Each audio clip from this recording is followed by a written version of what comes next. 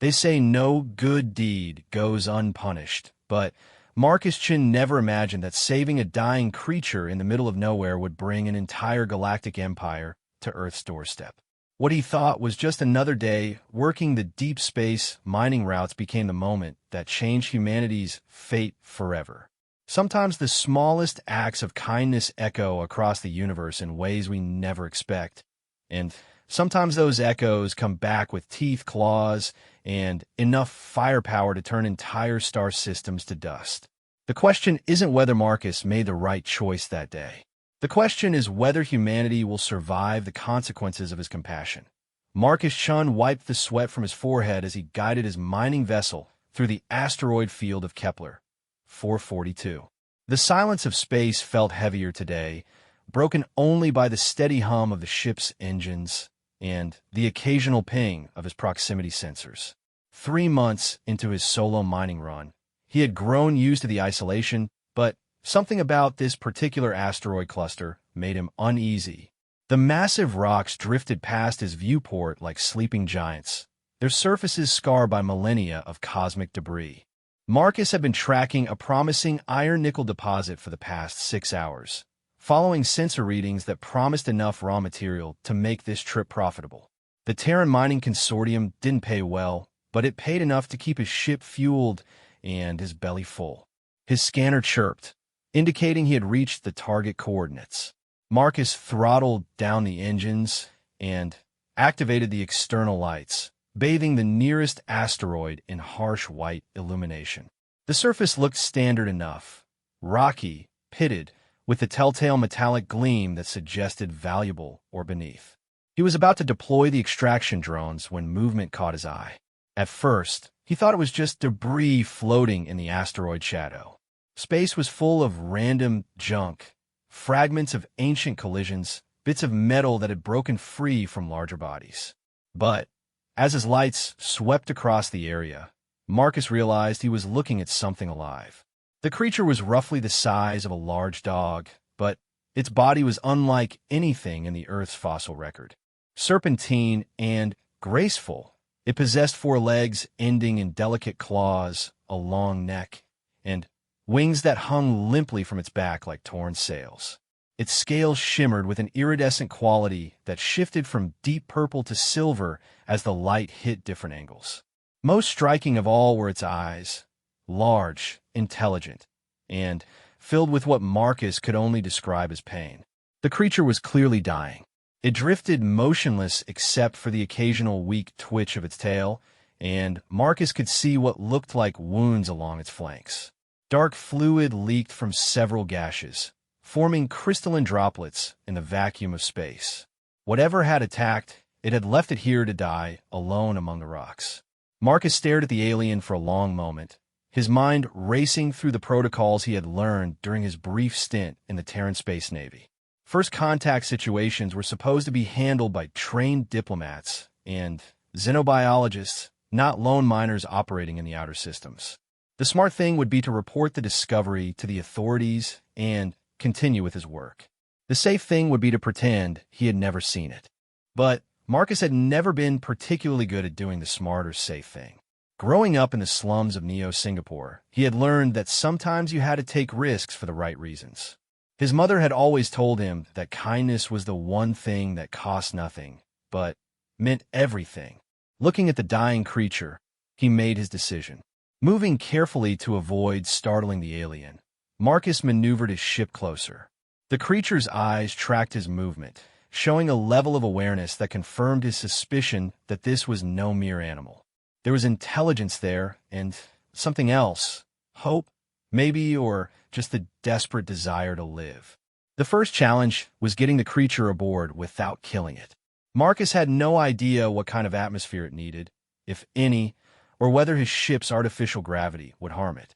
He decided to use the cargo bay's emergency protocols, cycling the air out and creating a vacuum environment that matched what the creature was already experiencing. Using the ship's robotic arms, Marcus gently grasped the alien and drew it into the cargo hold. Up close, he could see the extent of its injuries more clearly. The wounds looked like they had been made by energy weapons, precise, cauterized cuts that suggested an attack rather than an accident. Someone or something had tried to kill this creature and left it to die.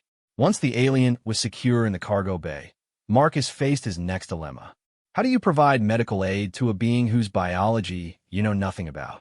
He started with the basics, scanning the creature with every sensor his ship possessed, trying to build a picture of its physiology. The readings were confusing and contradictory, showing energy patterns that didn't match any known life form. What he could determine was that the creature was losing vital fluids and that its bioelectrical activity was dangerously low. Marcus improvised, using the ship's 3D printer to create a framework that would support the alien's body while he worked on its wounds. He mixed a synthetic polymer gel that seemed compatible with the creature's tissue, carefully sealing the worst of the injuries. The work took hours, and Marcus found himself talking to the unconscious alien as he worked. He told it about Earth, about the blue oceans, and green forests, about his sister's cooking and his father's terrible jokes. He wasn't sure why he did it, maybe just to fill the silence, or maybe because some part of him believed the creature could hear him. As he finished treating the last wound, Marcus noticed something that made him pause. The creature's scales had changed color, shifting from the dull gray of injury to a warmer golden hue. Its breathing, which had been shallow and irregular, seemed to be growing stronger. Most remarkably, its eyes were open and focused directly on him. The alien didn't move, but Marcus could feel its attention like a weight.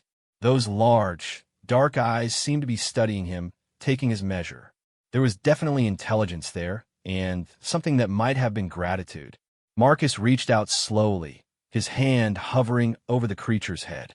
"Easy there," he said softly. "I'm not going to hurt you. I'm trying to help."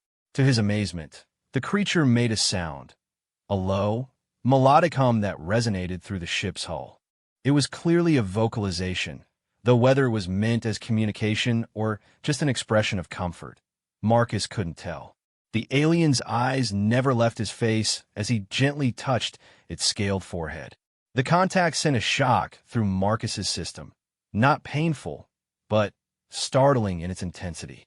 For just a moment, he felt as though he was seeing himself through the alien's eyes, understanding something fundamental about the creature's nature without being able to put it into words. Then the sensation passed, leaving him shaken but oddly exhilarated. Over the following days, Marcus watched his unexpected passenger slowly recover. The creature seemed to be healing at a remarkable rate, its wounds closing and its energy returning. It began to move around a cargo bay, exploring its new environment with obvious curiosity. Marcus found himself spending more and more time with it, fascinated by its behavior and intelligence. The alien seemed to understand that Marcus had saved its life. It followed him with its eyes whenever he entered the cargo bay and made that pleasant humming sound when he spoke to it. Sometimes Marcus thought he detected patterns in the vocalizations, as if the creature was trying to communicate. On the third day, something remarkable happened. Marcus was running a routine check on the ship's systems when alarms began blaring throughout the vessel. He rushed to the bridge to find his proximity sensors detecting multiple large objects approaching from deep space. The readings were unlike anything he had ever seen, massive energy signatures moving at impossible speeds. His first thought was pirates, but as the objects resolved on his scanner, Marcus realized he was looking at something far stranger. The ships, if that's what they were, didn't match any known human design. They were elegant and organic-looking, as if they had been grown rather than built. And they were heading directly for his position. Marcus felt his mouth go dry as he counted the approaching vessels. 12 ships, each one easily 10 times the size of his mining vessel, arranged in what could only be described as a battle formation. His hands shook as he reached for the communications array, trying to decide whether to send out a distress call or attempt some form of peaceful contact. Before he could make up his mind, his communications system activated on its own. The main screen flickered to life, showing an image that made Marcus's heart stop. Looking back at him was a face that was clearly related to the creature in his cargo bay. The same elegant features, the same intelligent eyes, but larger and somehow more regal. This being wore what appeared to be some form of ceremonial armor, decorated with symbols that hurt to look at directly. When the alien spoke, its voice seemed to come from everywhere at once, resonating through the ship's hull in the same way the injured creature's humming had. Marcus couldn't understand the words, but the tone was unmistakable. This was not a friendly greeting. The alien leader's gaze seemed to pierce right through the screen, and Marcus had the unsettling feeling that he was being judged by something far beyond his understanding. The creature spoke again, its voice rising to what sounded like a question. Other voices joined in from the background, a chorus of alien speech that filled the ship with harmonious but incomprehensible sound. Marcus tried to respond, but found that his voice wouldn't work. The magnitude of what was happening crashed down on him all at once. He had made first contact with an alien species, and from the looks of things, they were not pleased. The ships on his scanner were now close enough that he could see them with his naked eyes through the viewport. Massive, beautiful, and absolutely terrifying. Then, cutting through his panic, came a familiar sound. The creature in his cargo bay was humming, louder than before, and the tone had changed. Marcus realized with growing amazement that his passenger was trying to communicate with the ships. The humming rose and fell in complex patterns, and after a moment, the voices from the communications system began to change as well. The alien leader's expression shifted, its eyes widening with what might have been surprise. It spoke again, but this time its voice carried a different tone, less aggressive, more questioning. The creature in the cargo bay responded with a long, elaborate sequence of sounds that seemed almost musical in their complexity. Marcus could only stand there and watch as his rescued alien conducted what was clearly a conversation with the approaching fleet. He couldn't understand any of it, but he could sense the change in atmosphere. The tension that had filled the ship moments before was giving way to something else. Confusion, perhaps, or even cautious hope. After several minutes of this musical exchange, the alien leader turned its attention back to Marcus. When it spoke this time, Marcus was shocked to hear words he could understand, though heavily accented and strangely pronounced. Human, the being said, its voice echoing strangely through the ship's speakers. You have helped the young one. Marcus nodded, not trusting his voice. The alien leader studied him for a long moment, then looked away as if consulting with others. Marcus could hear more of that musical language in the background, rapid and complex. When the leader looked back at him, its expression was unreadable. We come, it said simply, and the transmission ended. Marcus sank into his pilot's chair, his mind reeling from what had just happened. Through his viewport, he could see the alien fleet maintaining their position, no longer approaching but not retreating either. They were waiting, but for what, he had no idea. Behind him, he could hear the soft humming of his passenger, and, for the first time since this all began, Marcus wondered if saving the creature had been a mistake. He had acted out of compassion, but compassion had consequences. Now he was sitting in the middle of empty space with a fleet of alien warships bearing down on him, and he had no idea whether he was about to become humanity's first interstellar diplomat or its first casualty in an alien war. The only thing he knew for certain was that his life had just changed forever, and there was no going back. Whatever happened next would echo through the cosmos in ways he couldn't even begin to imagine. Marcus Chun, former slum kid and current asteroid miner, had just stumbled into humanity's first contact with an alien empire, and everything that happened from this moment forward would depend on the choices he made in the next few hours. In the cargo bay behind him, the young alien continued its soft humming, a sound that had become both comforting and terrifying in its implications. Marcus closed his eyes and tried to prepare himself for whatever came next, knowing that the fate of two species might very well rest in his hands. The waiting was the worst part. Marcus had been sitting in his pilot's chair for 3 hours, watching the alien fleet maintain their formation around his tiny mining ship. They hadn't moved closer, but they hadn't left either. They were simply there, 12 massive vessels holding position in the asteroid field like sleeping giants waiting to wake. Marcus had tried everything he could think of to establish better communication. He had transmitted mathematical sequences, simple pictures, even music from Earth, but received no response. The alien fleet remained silent, their ships dark except for the occasional pulse of light that traveled along their hull patterns like nervous system signals. The young alien in his cargo bay had grown quiet too, though Marcus could sense its presence whenever he checked the internal monitors. The creature seemed to be sleeping, curled up in the makeshift medical bay Marcus had created for it. Sometimes he caught glimpses of it moving, stretching its wings, or adjusting its position, but it no longer made the humming sounds that had dominated the first few days of their journey together. Marcus was beginning to wonder if the fleet was waiting for him to make the first move when his communications array suddenly activated again. This time, however, the transmission was different. Instead of the harsh, overwhelming presence of the fleet commander, Marcus found himself looking at a smaller screen showing what appeared to be the interior of one of the alien ships. The space was vast and organic-looking, with walls that seemed to pulse gently with their own inner light. Strange plants or structures grew from the floor and ceiling, creating an environment that was both beautiful and alien. Moving through this space were dozens of the dragon-like beings, each one slightly different in size and coloration, but clearly of the same species as his passenger.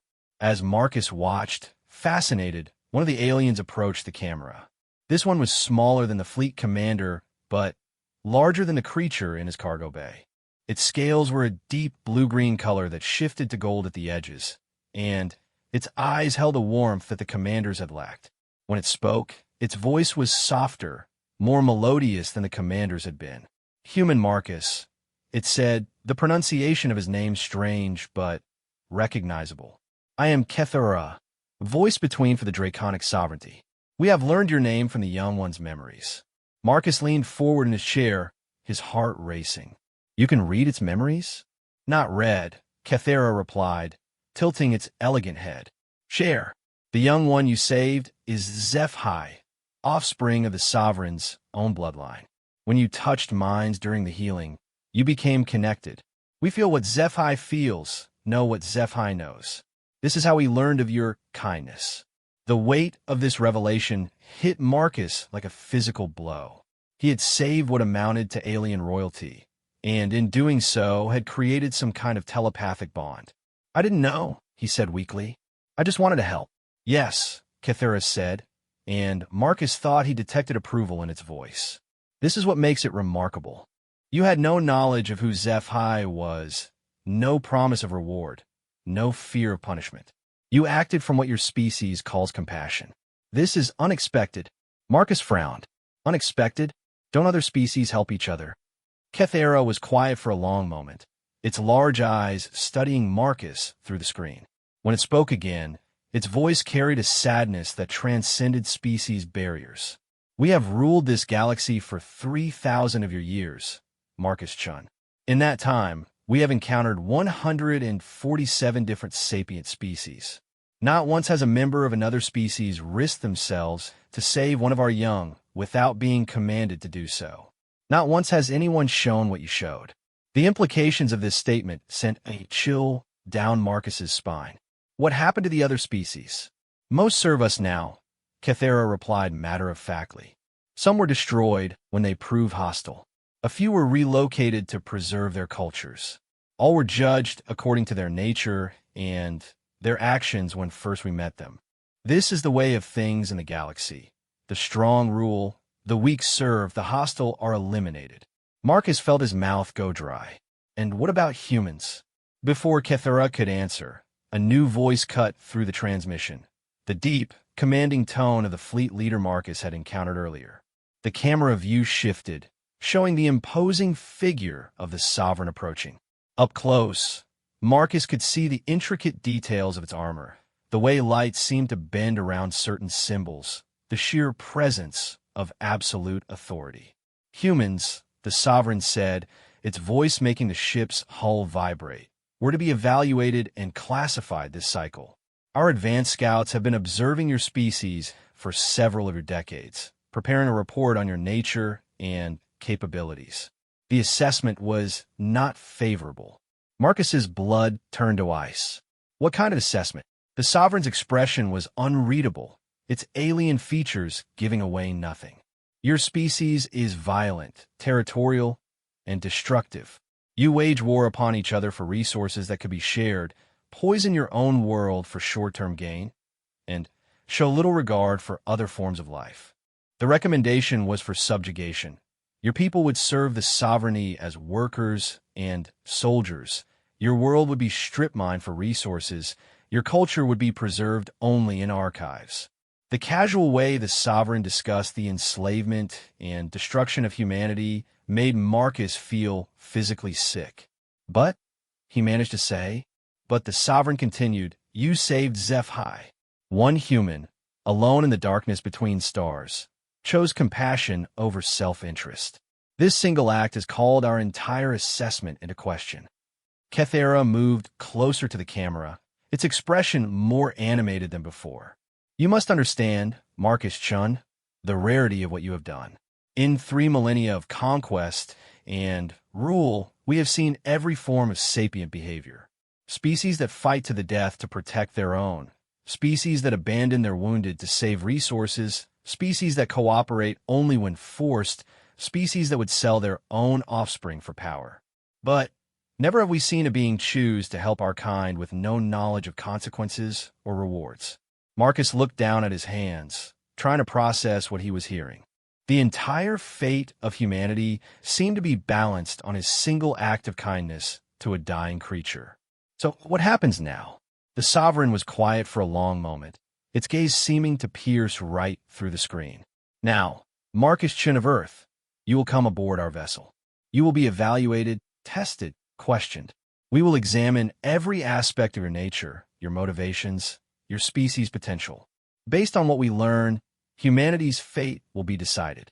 And if I refuse, you will not refuse, the Sovereign said simply, because you understand that the lives of 8 billion of your kind rest upon your cooperation. Because you have already shown that you value life above your own comfort. Because you're the type of being who saves strangers in the darkness. Marcus realized with growing dread that the Sovereign was right. He couldn't refuse, not when the stakes were so high. But the thought of being taken aboard an alien vessel, subjected to unknown tests and examinations, filled him with terror. As if sensing his fear, Kethera spoke up. You will not be harmed, Marcus Chun. The sovereignty has laws regarding the treatment of guests, even unwilling ones. You will be studied, yes, but with respect. And HFY will be with you. The bond you share ensures that any harm to you would cause the young one distress.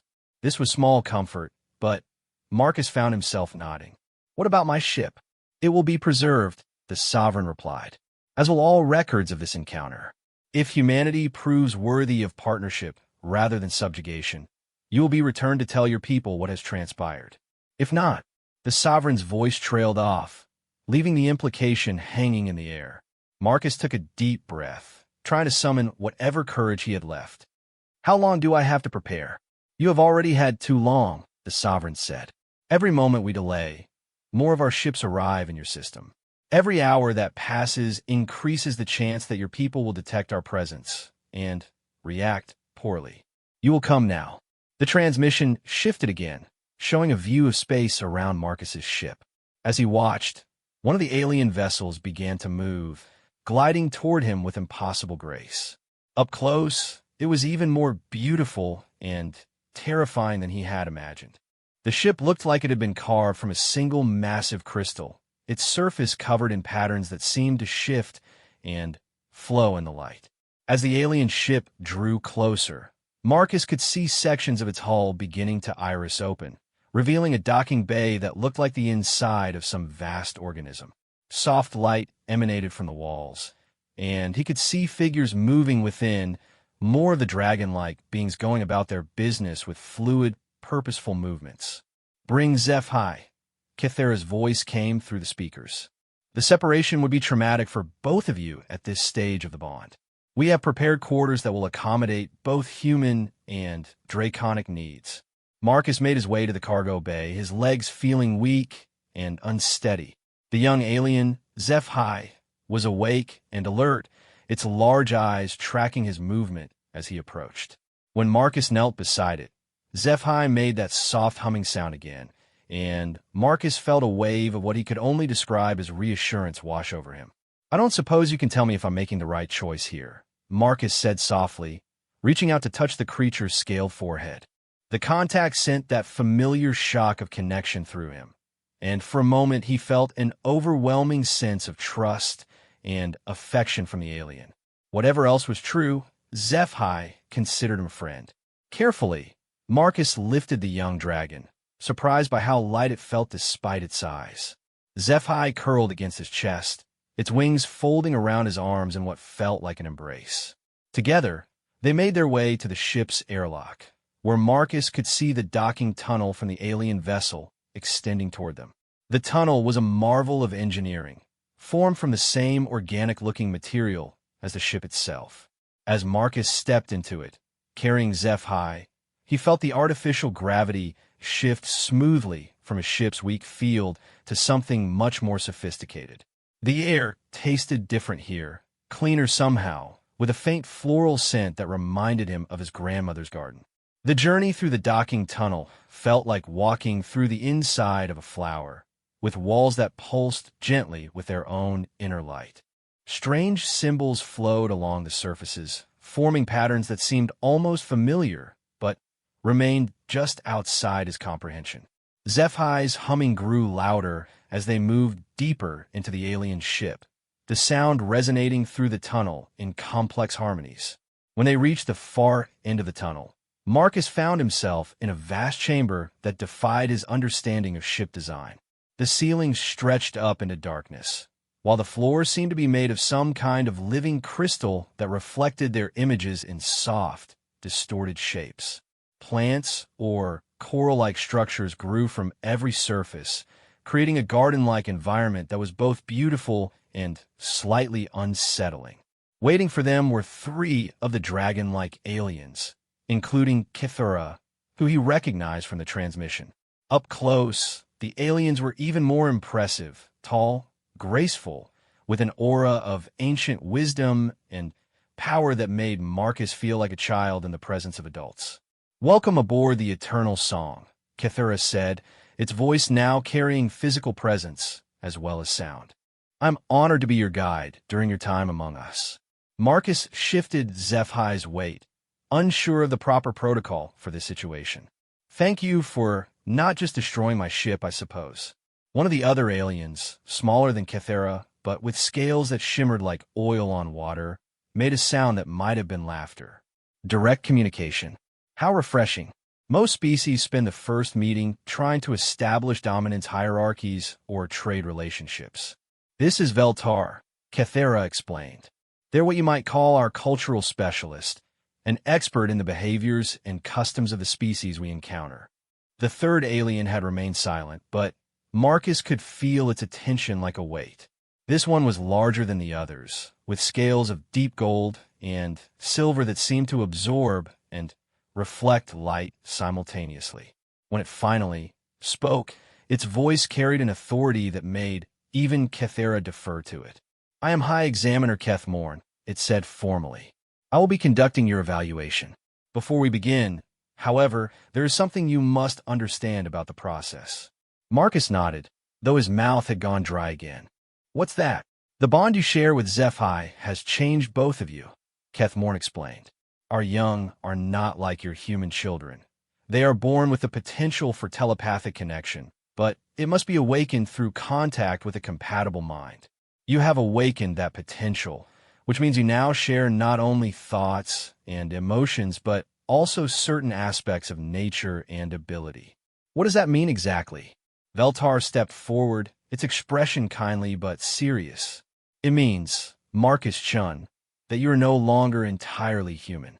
The connection with HFY has begun to change your neural patterns, your perception, even your cellular structure on a very subtle level.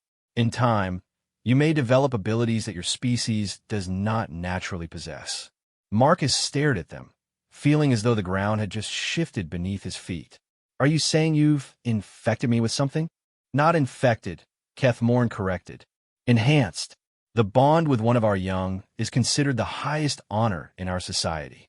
It means you have been judged worthy by one whose judgment is beyond question." HFY stirred in Marcus's arms, making soft chirping sounds that seemed almost like speech. Kethera listened intently, then looked at Marcus with what might have been surprise. "HFY says you are afraid," Kethera translated. "They want you to know that the changes are not harmful. They're gifts, expressions of trust, and affection. They also say—" Kethera paused, tilting its head as if listening to something Marcus couldn't hear. "They say you smell like starlight and kindness." Despite everything, Marcus found himself smiling. "Well, that's nice, I think." "Come," Kethmorn said, turning toward one of the passages that led deeper into the ship. "Your quarters have been prepared. You'll have time to rest and adjust before the formal evaluation begins." "And Marcus-chun?" "Yes, the young one is right. You do smell of starlight." The High Examiner's expression might have been a smile, though on an alien face it was hard to tell.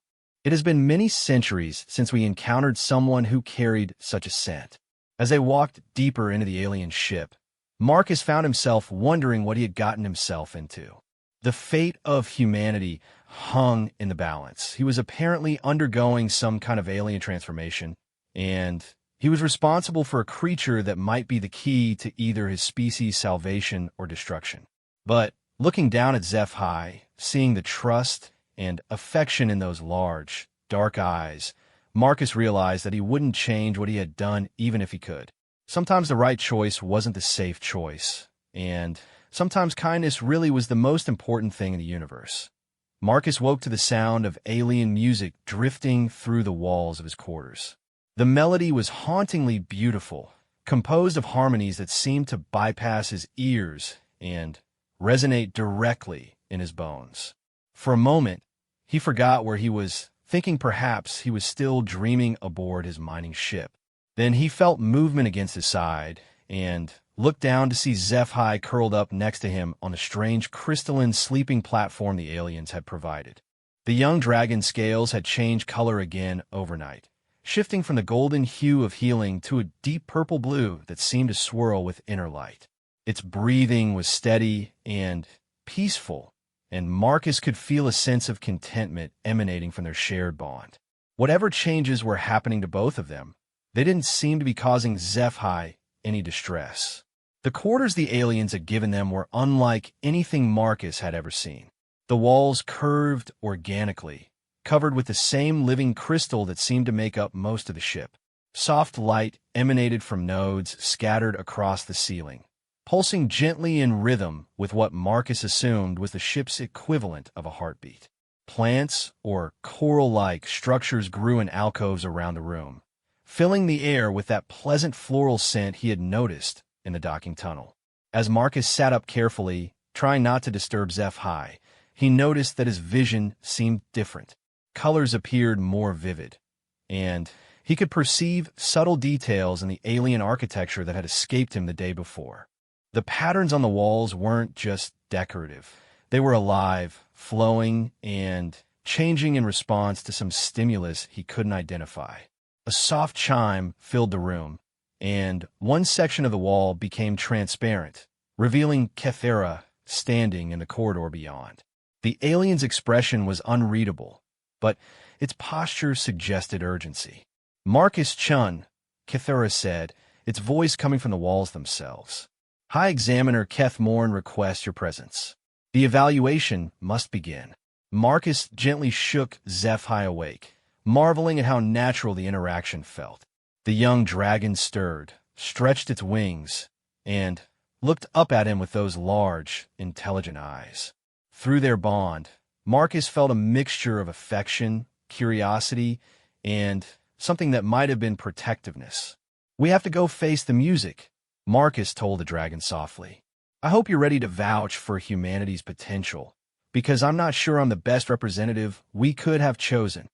HFY made a series of soft trills and chirps that Marcus somehow understood as reassurance and determination. The bond between them was growing stronger, allowing for more complex communication than mere emotion. Marcus was beginning to pick up concepts and ideas directly from the young dragon's mind, though the process was still confusing and overwhelming. They made their way through the ship's corridors, following Kethera deeper into the vessel's heart. Marcus noticed that other aliens they passed stopped to watch them, their large eyes filled with curiosity and what might have been wonder. Some made soft musical sounds as they passed, which HFY answered with its own vocalizations. "They're talking about us," Marcus realized, looking at Kethera for confirmation. "Indeed," the alien replied. "Word of your bond with HFY has spread throughout the fleet. Many are intrigued by the implications. It has been over 1,000 years since one of our young chose to bond with an alien being. What happened the last time?" Kethera's pace slowed slightly. "The species was elevated to full partnership in the sovereignty. They became our closest allies, sharing in our knowledge and responsibilities. Their world became a garden paradise. Their people lived for centuries beyond their natural span, and their culture flourished under our protection." Marcus felt a spark of hope. "That sounds promising." "Yes," Kethera agreed. "But it was also the last time. That species achieved a level of harmony and wisdom that has not been seen since. The High Council has debated for centuries whether such a partnership could ever be possible again. They arrived at a massive circular chamber that seemed to exist at the very center of the ship. The ceiling stretched up into infinity, and the walls were covered with screens and displays showing star charts, alien worlds, and incomprehensible data streams. At the center of the room stood a raised platform surrounded by a ring of crystalline formations that hummed with barely contained energy. High Examiner Keth Morn waited on the platform, along with several other aliens Marcus hadn't met before. These beings radiated authority and ancient wisdom, their scales bearing patterns that seemed to shift and change as they moved. Marcus realized he was looking at the High Council of the Draconic Sovereignty, the beings who would decide humanity's fate. "Approach," Kithnosorn commanded, its voice filling the chamber with harmonic overtones. Marcus walked toward the platform, HFY gliding alongside him with newfound confidence. As they stepped onto the raised surface, the crystalline formations around them began to glow more brightly, and Marcus felt a tingling sensation across his skin. "Marcus Chun of Earth," one of the council members intoned, its voice deeper and more resonant than any Marcus had heard before. "You stand before the High Council of the Draconic Sovereignty, arbiters of galactic order, and guardians of sapient development. You will be tested, evaluated, and judged. Your responses will determine not only your own fate, but the fate of your entire species." Marcus swallowed hard, trying to find his voice. "I understand." "Do you?" Another council member asked, this one with scales that shifted between silver and gold. "Do you comprehend that 8 billion lives hang in the balance? That your words and actions in the next hours will echo through eternity?" "I'm beginning to," Marcus replied honestly. "But I have to ask, is it fair to judge an entire species based on one individual? I'm just a miner. I'm not a diplomat or a leader or anyone special." The council members exchanged glances, and Marcus thought he detected approval in their expressions. Keth Morn stepped forward, its imposing presence filling Marcus's vision. "You are correct that judging a species by a single individual would be unfair," the High Examiner said, "which is why we do not intend to do so. Instead, we will use you as a window into the nature of your kind. Through the bond you share with HFY, we can examine not just your conscious thoughts, but the deeper patterns that drive your behavior, your instincts, your fundamental character." Marcus felt a chill run down his spine. "You're going to read my mind?" "More than that," Keth Morn replied. "We will explore the very foundations of what makes you human. Your memories, your emotions, your moral frameworks, everything that defines you as a sapient being. And through that exploration, we will understand the potential of your species." One of the crystals around the platform pulsed brighter, and Marcus felt a warm presence touch the edges of his consciousness. It wasn't invasive or painful, but it was definitely alien, like having someone else's thoughts brushing against his own. HFY will serve as your anchor, Kethera explained from somewhere behind him. The bond you share will protect you from any harmful effects of the examination. The young one's presence will also help us interpret what we discover about human nature. Marcus looked down at HFY, who had coiled around his feet in what seemed like a protective posture. The dragon's eyes were bright with determination, and through their bond Marcus felt waves of loyalty and affection. Whatever was about to happen, they would face it together. "Begin," Kethmorn commanded. The crystals flared to life, filling the chamber with brilliant light that didn't hurt to look at but seemed to penetrate every cell of Marcus's body. He felt the alien presence in his mind grow stronger, more pervasive, but HFY's consciousness wrapped around as like a shield, keeping him grounded and protected. Images began to flash through Marcus's awareness. Memories pulled from the depths of his mind and displayed for the council to examine. He saw himself as a child in the slums of Neo-Singapore, sharing his meager food with stray cats despite being hungry himself. He relived the moment he had decided to join the Space Navy, driven by a desire to see the stars and maybe make a difference in the universe. The council watched as his memories played out, examining not just his actions but his motivations, the thought processes that drove his decisions. They saw his failures and his successes, his moments of courage and his moments of fear, all laid bare under their ancient scrutiny. One memory in particular seemed to catch their attention, a moment from his Navy service when his squadron had been ordered to attack a civilian transport that had been taken over by pirates. Marcus had refused the order, instead developing a plan to rescue the hostages without destroying the ship. The decision had ended his military career, but it had saved over 300 innocent lives. "Interesting," one of the council members murmured. "The human chooses individual conscience over institutional authority. This could indicate either wisdom or dangerous rebelliousness." "Continue the examination," Kethmorn ordered. The probe went deeper, examining not just Marcus's personal memories, but the cultural and genetic patterns that shaped human behavior. Through him, the council explored humanity's history of warfare and peace, cruelty and compassion, destruction and creation. They saw the Holocaust and the civil rights movement, the invention of nuclear weapons and the development of medicine, the exploitation of natural resources, and the growing environmental awareness. Marcus felt like he was drowning in the weight of his entire species' legacy. Every act of human kindness and every act of human brutality seemed to flow through him simultaneously, creating a kaleidoscope of emotion and experience that threatened to tear his consciousness apart. Only HFY's presence kept him anchored, the young dragon's mental touch serving as a constant reminder of who he was and why he was here. Hours passed, or perhaps minutes. Time seemed to have no meaning in the chamber. The council examined every aspect of human nature through the lens of Marcus's consciousness, building a comprehensive understanding of what humanity might become if given the chance to grow and evolve. Finally, after what felt like an eternity, the examination ended. The crystals dimmed, and the alien presence withdrew from Marcus's mind, leaving him feeling hollow and exhausted. He swayed on his feet, and only HFY's quick movement kept him from falling. The council members conferred among themselves in their musical language, their voices creating complex harmonies that filled the chamber with sound. Marcus couldn't understand the words, but he could sense the gravity of their discussion, the weight of the decision they were making. After several minutes, Kethmorn stepped forward, its expression revealing nothing about the council's conclusions.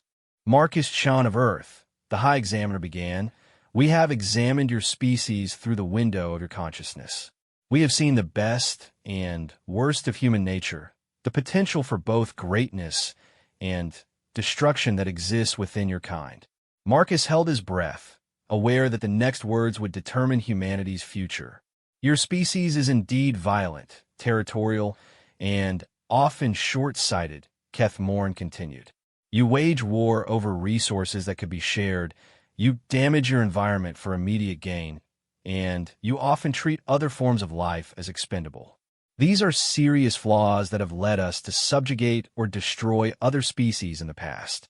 Marcus felt his heart sink, but Keth Morn wasn't finished. However, the High Examiner said, you have also demonstrated remarkable capacity for growth, compassion, and self-reflection. Your species has repeatedly shown the ability to recognize its mistakes and work to correct them. You have individuals who choose principle over profit, who sacrifice for strangers, who create beauty and meaning in a universe that often seems devoid of both. The other council members nodded, their expressions thoughtful rather than condemnatory.